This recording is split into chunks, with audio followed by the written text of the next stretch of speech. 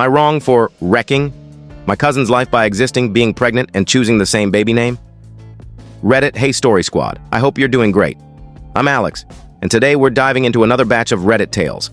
If you're a fan of Reddit stories, please consider smashing that like button, subscribing, and maybe even ringing the notification bell. Let's jump into the first story. Much appreciation, friends. Our first tale comes from Emma B., who wonders if she's in the wrong for supposedly ruining her cousin's life by existing, being pregnant, and allegedly taking her baby name.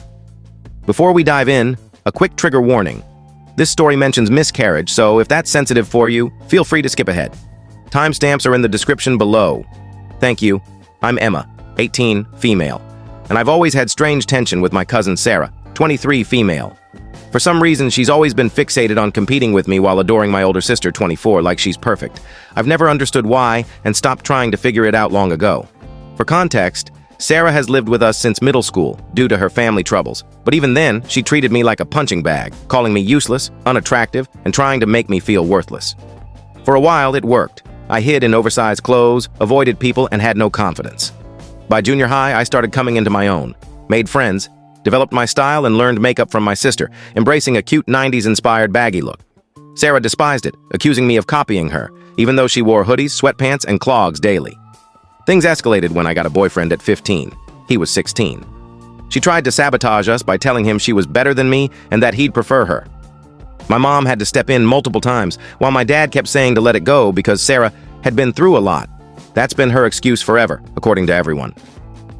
I graduated high school early at 16 with honors and college credits. Sarah loathed it, called me a stupid jerk who'd never succeed, and skipped my graduation. Meanwhile, she dropped out of college twice. Jealousy? Definitely. Things got worse when I found out I was pregnant in November. Sarah immediately spread rumors to our family that I didn't know the father, claimed it could be multiple men, and even told my dad the father was over 31. I've been with my boyfriend for 2 years, so no one bought her lies. When that failed, she got pregnant herself to shift the focus, but tragically miscarried in February. We supported her through it. I even wore loose clothing to avoid triggering her with my baby bump. Still, whenever I mentioned my pregnancy or cravings, she made it about her, crying at dinner about how it should have been her. Over the top, right? Then, when I shared my baby's name, she got a custom blanket made with the same name, her due date, and her miscarriage date, claiming I stole it. The name is my mom's mother's name, and Sarah, my dad's niece, has no connection to her.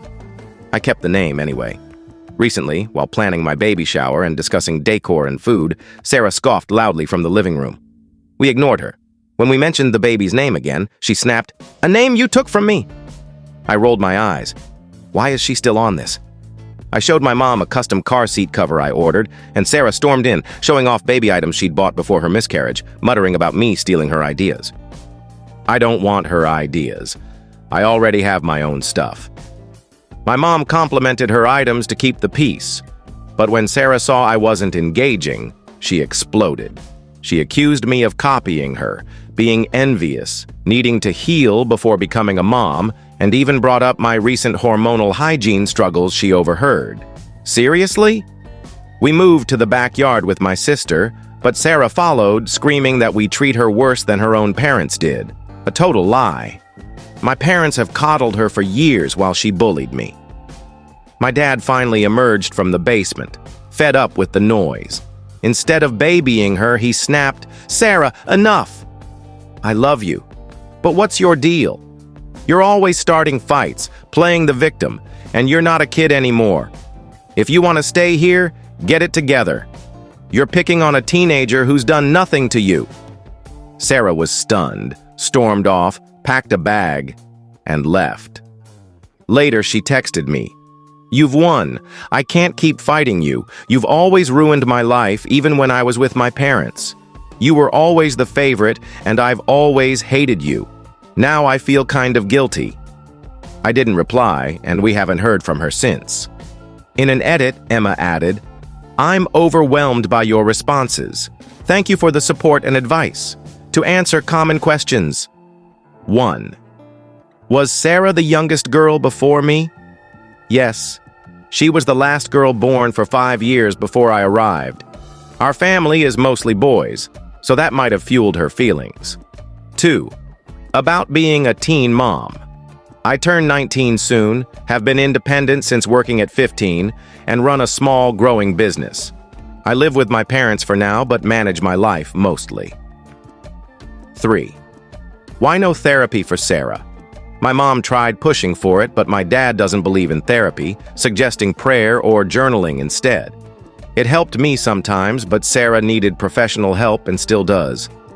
I recently asked him to reconsider, and he brushed me off. 4. Parents' ages. Mom's 46, dad's 57, married since 1998, about 26 years. 5. Sarah's parents. Her dad was abusive to her and her mom. Her mom helped her escape to live with us, staying behind in Oakland while we're on the East Coast. We haven't spoken to them since they lost custody. 6. Why was I kind to her? I looked up to her, hoping we could be like sisters since my older sister was often absent. 7. Favoritism? Not really. If anything, Sarah got more attention due to her past. I got extra toys as a kid because I was too young for their activities. 8. Where's Sarah now? She's blocked us, and we don't know where she is. She has no job or stable place, which worries me. She might try to return. We're staying cautious. Sarah's been through a lot, including her miscarriage, which is heartbreaking and might explain some behavior. But that doesn't justify her actions. The adults here failed both of us. The pray it away or write it down approach to mental health is infuriating. I've seen this dismissive attitude in real life, and it's harmful. Sarah needed help long ago, from the moment she arrived from an abusive home and targeted me.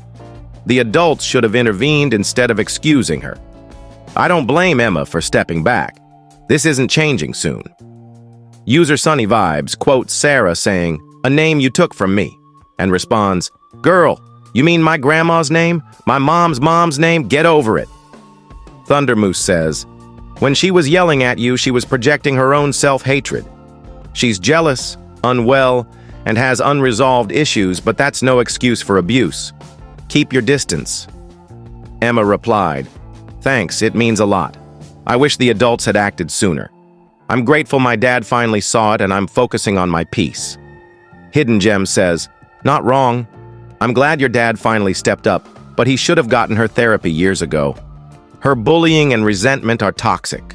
Gray rocking her was smart." Emma responded, "Thanks, yeah. Earlier intervention would have helped. My dad's anti-therapy stance didn't help." Wise Owl quotes the dad's therapy dismissal and says, "I feel for Sarah. He's been her guardian for nearly a decade and did nothing to help her mental pain, likely worsening it." Emma replied, "It's sad. His old-school tough-it-out mentality hurt more than he knows. Sarah's been struggling, but I don't excuse her lashing out at me."